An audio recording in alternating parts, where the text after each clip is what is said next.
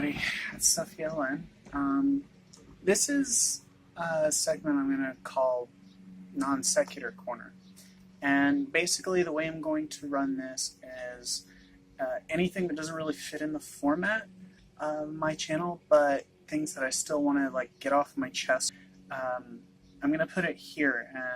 And I was listening to NPR, and they had a segment about immigration and that whole disaster. And the story was about a man from Guatemala who came to the United States and as he was with his daughter, and as he was supposed to, surrendered himself to immigration authorities to seek asylum. And they crossed east of San Diego. The man was arrested. His daughter was separated from him and sent to a children's home in New York. He was deported back to Guatemala, where he will most likely be killed, and his daughter looks like is going to be joining him.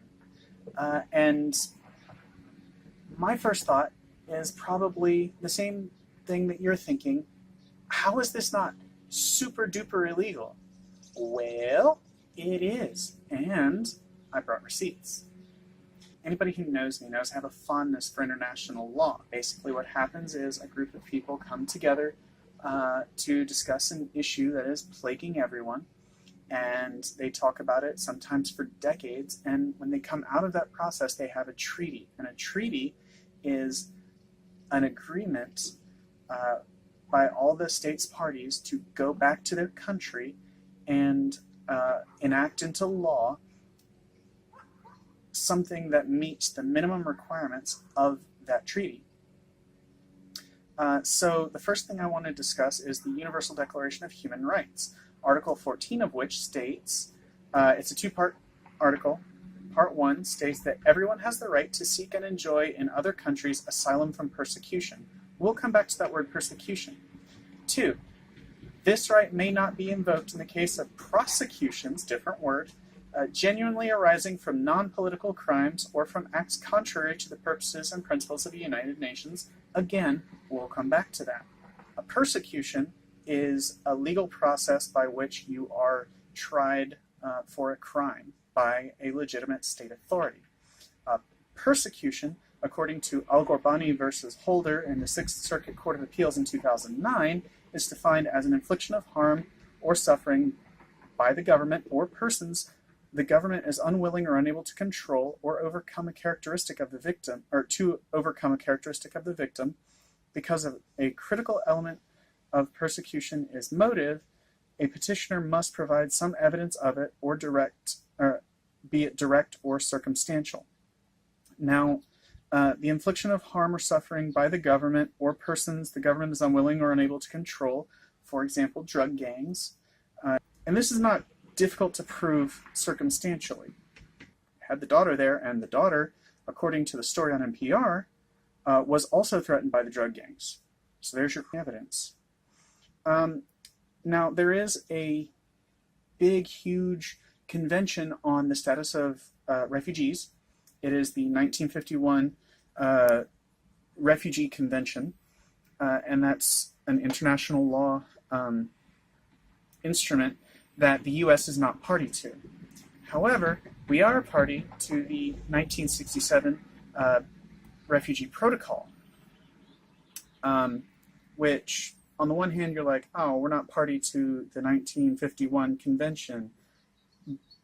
However, the very first thing in the 1967 Protocol, Article 1, Section 1, the states parties to the present protocol undertake to apply Articles 2 to 34, inclusive of the Convention, to refugees as hereinafter defined, and it goes on to list those definitions. Now, 2 through 34 in the 1951 Convention includes Article 33, which states,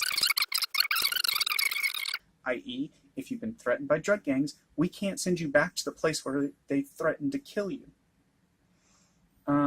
That's the principle of non-refoulement, and because we are signatory to the 1967 Protocol, we are bound by that. And we have been breaking that. And this is the latest case in actually a depressingly long history of violations of the principle of non-refoulement. Now, there is another section to Article 33. Now, that sounds suitably vague, but there is an extensive case history, both in the U.S. and abroad, that establishes that the particularly serious crimes that are being discussed here are terrorism, war crimes, and crimes against humanity. For example, non-refoulement. So, no, Jeff Sessions, you can't claim refugee status, ever. And probably one of the more galling facets of this entire thing is that no justification for this policy is publicly available.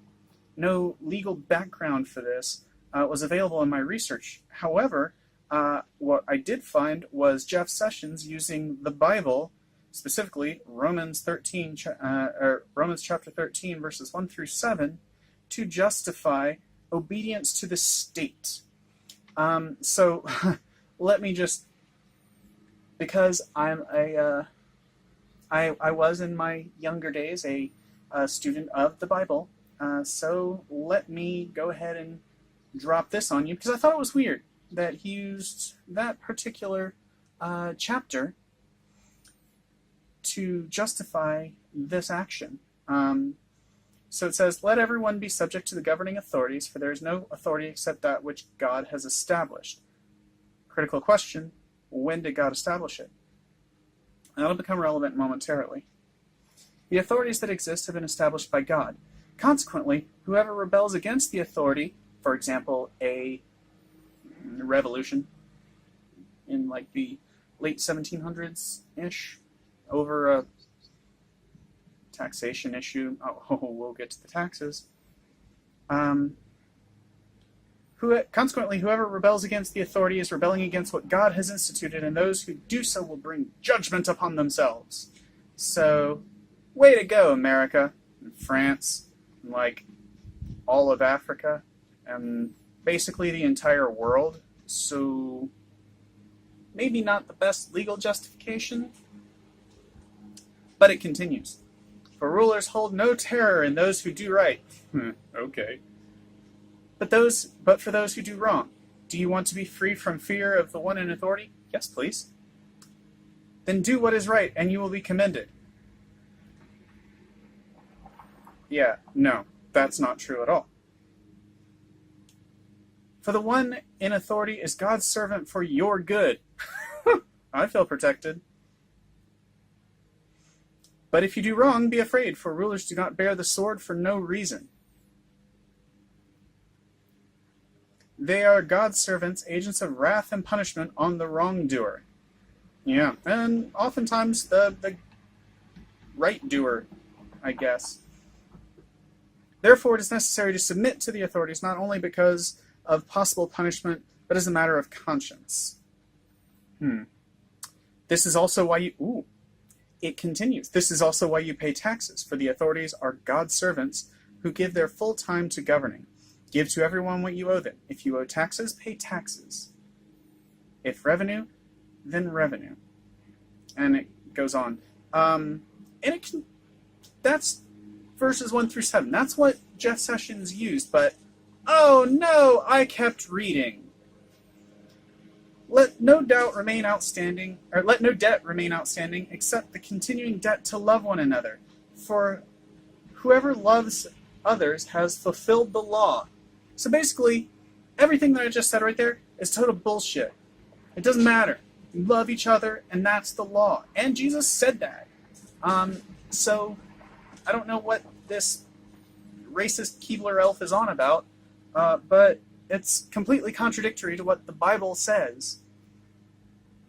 The commandments, "You shall not commit adultery, you shall not murder, you shall not steal, you shall not covet," and whatever other commandment there may be, like this stupid, unjust law, are summed up in this one command: love your neighbor as yourself.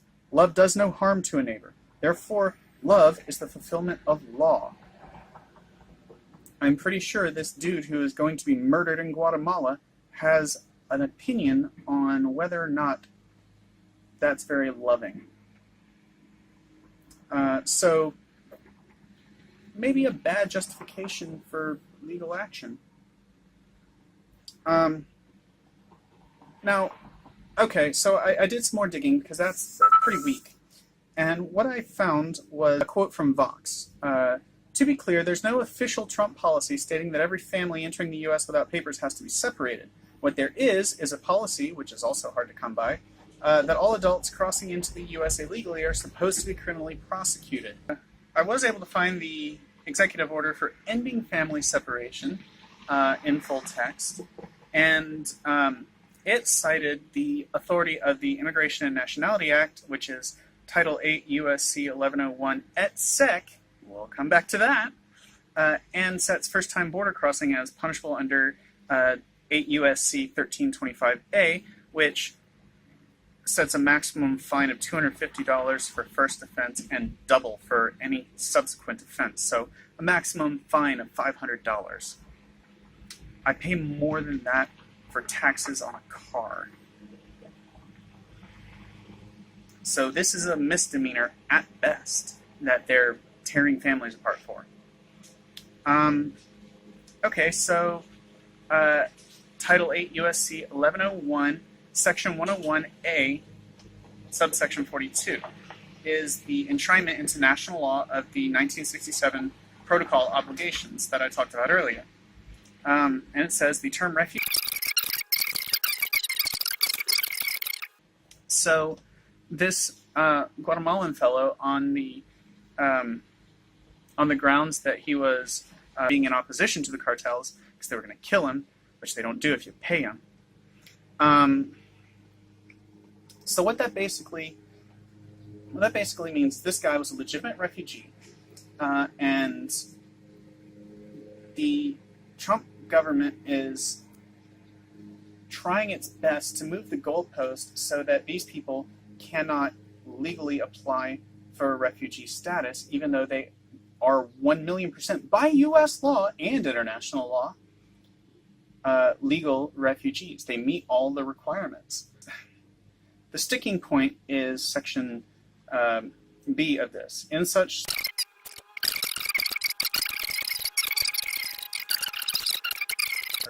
so again, abusers need not apply. War criminals, crimes against humanity, people who do that, terrorists, these are people who are permanently disallowed entry into the United States. We've given plenty of those guys access to the United States. But the guy who's going to be killed by cartels, nah. That guy, right? So frustrating. What I found here is a legal loop where, we say, well, we're disregarding that law because of a national law. Well, the national law is actually the law that we wrote to satisfy the requirements of the first law that says we can't do what we're trying to do according to this law in our... The whole thing is completely illegal, and I'm sick and tired of it. Jeff Sessions is a criminal. Donald Trump is a criminal. There's the law. Anyway, that's just my thought and analysis on the subject. And I had to get that out or I was going to explode. So thanks for joining me on my vision quest. Anyway, not all of my non-sequitur corners are going to be this depressing. In fact, I'll try to make the next one a little cheery.